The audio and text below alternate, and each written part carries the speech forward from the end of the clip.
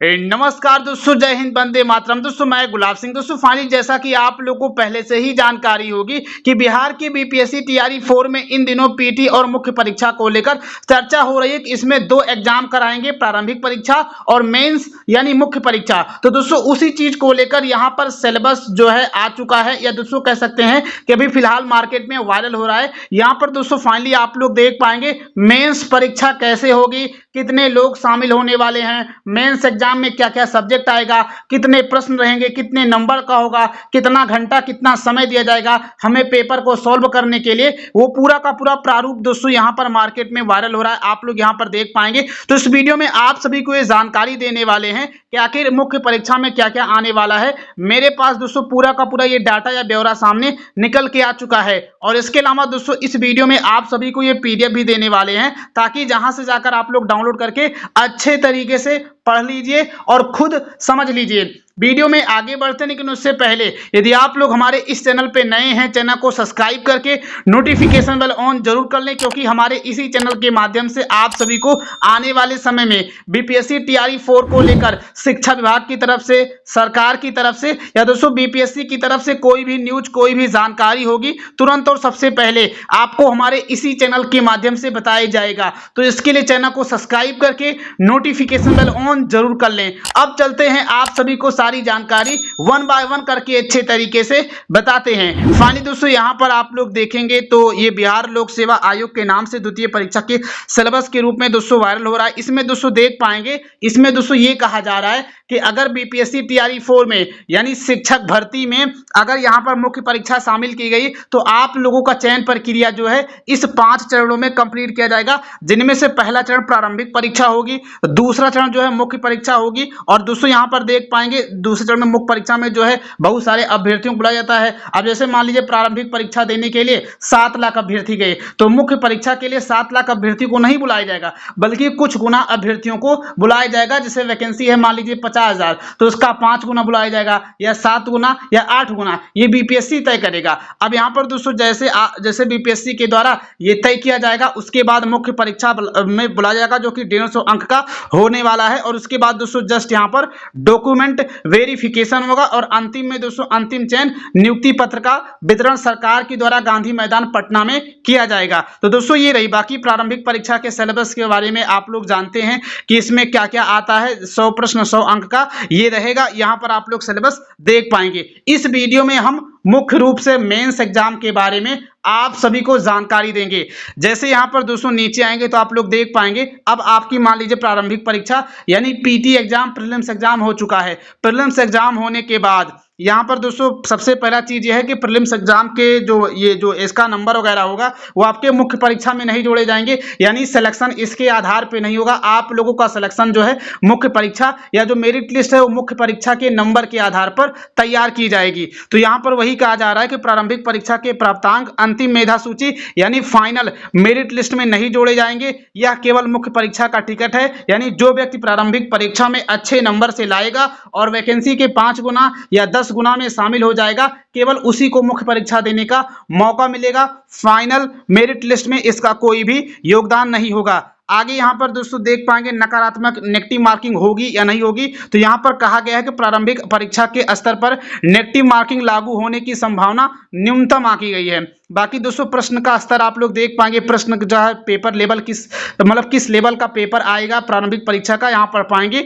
बात करते हैं मेन पॉइंट मुख्य परीक्षा के बारे में। तो दोस्तों मुख्य परीक्षा के जो है बारे में तब विभाग आश्वस्त करेगा जब प्रारंभिक परीक्षा हो जाएगी, और उसके बाद विभाग के द्वारा प्रारंभिक परीक्षा के आधार पर रिक्तियों के अनुपात में, अब जैसे मान लीजिए यहां पर 46,000 रिक्तियां आनी है टीआरई 4 में, तो टीआरई 4 का अगर आप लोग 46,000 का अगर आप लोग 5 गुना करेंगे, अप्रोक्स दोस्तों 2,20,000, 30,000, 40,000 इसके आसपास होता है। यानी दोस्तों कम से कम 2.5 लाख अभ्यर्थी जो है मुख्य परीक्षा देंगे अगर 50,000 पद होगा। अगर 10,000 पद होगा तो दोस्तों 50,000 अभ्यर्थी एग्जाम देंगे, 20,000 होगा तो लगभग 1 लाख, और अगर 50,000 पद पे वैकेंसी आ रही है तो अप्रोक्स 2.5 लाख अभ्यर्थी जो है मुख्य परीक्षा में बैठने वाले हैं।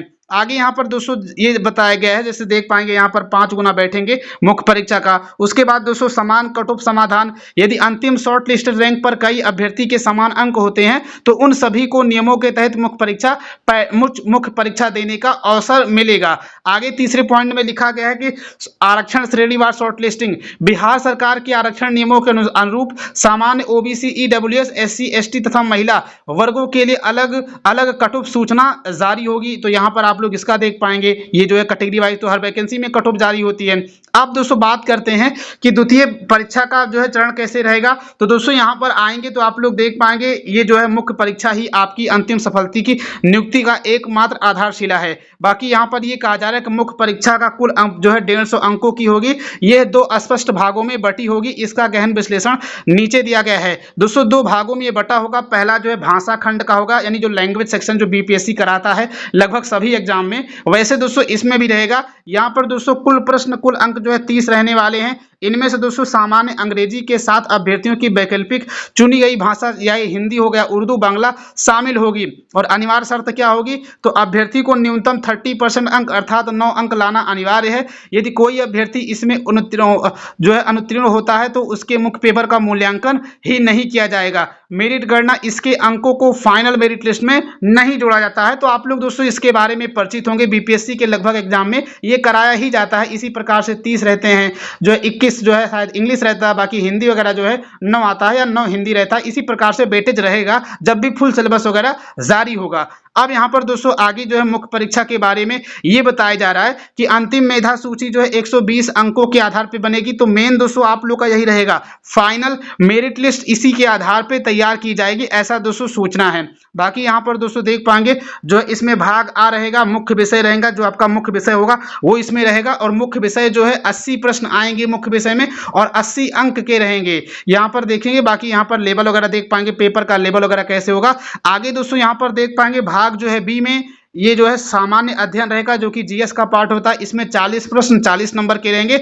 और इसमें दोस्तों प्राथमिक गणित होगा, सामान्य विज्ञान, भारतीय राष्ट्रीय आंदोलन, भूगोल एवं समसामयिकी यानी करंट अफेयर रहेगा। तो दोस्तों इस हिसाब से मिलाकर के 120 प्रश्न 120 अंक के होंगे और इसी के आधार पर अंतिम मेरिट लिस्ट तैयार होगी। तो यहाँ पर दोस्तों आप लोग देख पाएंगे, बाकी नीचे यहाँ पर अन्य जानकारी बताई गई है। इसमें दोस्तों नियमों के बारे में बताया गया है, आप लोग ये भी अच्छे तरीके से पढ़ सकते हैं। तो दोस्तों यहाँ पर आप लोग देख पाएंगे मार्केट में जो है ये चीजें वायरल हो रही हैं कि जो है बीपीएससी टीआरई 4 में मुख्य परीक्षा का सिलेबस ये रह सकता है। तो दोस्तों अब 22 मई 2026 को शिक्षा विभाग और बीपीएससी के अधिकारियों के बीच अंतिम बैठक होने वाली है। और इस बैठक में यह तय किया जाएगा कि आखिर बीपीएससी में विज्ञापन वगैरह कब जारी होगा और इसके अलावा पीटी मेंस इसमें होगा या नहीं होगा। तो अब देखना होगा दोस्तों 22 मई को शिक्षा विभाग क्या रिपोर्ट जो है देता है। लेकिन 22 मई 2026 को शिक्षा विभाग जैसे मीटिंग खत्म करता है तुरंत और सबसे पहले आपको हमारे इसी चैनल के माध्यम से जानकारी बता दी जाएगी कि मीटिंग में क्या निर्णय लिया गया है, बीपीएससी के अधिकारियों ने क्या कहा और इसके अलावा जो है शिक्षा विभाग ने क्या कहा। वैसे दोस्तों मुझे ये चीजें पता है कि बीपीएससी जो है चाहता है कि विज्ञापन जो है जुलाई में आए और जो है इसमें पीटी मेंस हो, क्योंकि आप लोग बिहार के अभ्यर्थी हैं तो आपको इतना जरूर पता होगा कि अगर बीपीएससी के संदर्भ में कोई छोटी से छोटी न्यूज फैलती है तो बीपीएससी तुरंत नोटिस जारी करके बताता है कि फाइनली मार्केट में जितनी भी मेरे खिलाफ न्यूज फैल रही है वो पूरी तरीके से भ्रामक है। लेकिन आप लोगों ने देखा ये होगा कि जब से मार्केट में पीटी और मेंस को लेकर चर्चा हो रही है, इतना सारा न्यूज आ गई, तब से लेकर आज तक बीपीएससी के द्वारा कोई सिंपल नोटिस भी जारी करके नहीं बताया गया है कि मार्केट में पीटी मेंस का जो भ्रामक खबर फैल रही है ये पूरी तरीके से भ्रामक है, आयोग जो है पीटी मेंस नहीं कराएगा। लेकिन अभी तक बीपीएससी ने कोई नोटिस जारी तो नहीं की है। तो इसका मतलब साफ साफ ये है कि बीपीएससी भी चाहता है कि इस एग्जाम में पीटी और मुख्य परीक्षा शामिल हो। तो बाकी यहाँ पर आप लोग कमेंट जरूर करें आपकी राय क्या है। और बीपीएससी ने एक चीज ये भी कहा है कि हमारे द्वारा जब कोई भी परीक्षा कराई जाती है तो उसका विज्ञापन हम केवल 3 महीने पहले निकालते हैं। चूंकि टीआरई 4 का जो एग्जाम है वो सितंबर में होगा, तो उसका 3 महीना पहले जुलाई 2026 होगा। तो उसका ये कहना है कि जुलाई 2026 के आसपास विज्ञापन निकालेंगे। खैर दोस्तों, 22 मई 2026 को जो भी जानकारी निकलेगी इसके संबंध में वो पूरी की पूरी जानकारी आपको हमारे इसी चैनल के माध्यम से बताई जाएगी। तो बिहार में शिक्षक भर्ती की हर खबर डंके की चोट पाने के लिए चैनल को सब्सक्राइब करके नोटिफिकेशन बेल ऑन जरूर कर लें। मिलते हैं फिर किसी नए वीडियो में। जय हिंद, जय भारत, जय शिक्षक संघ।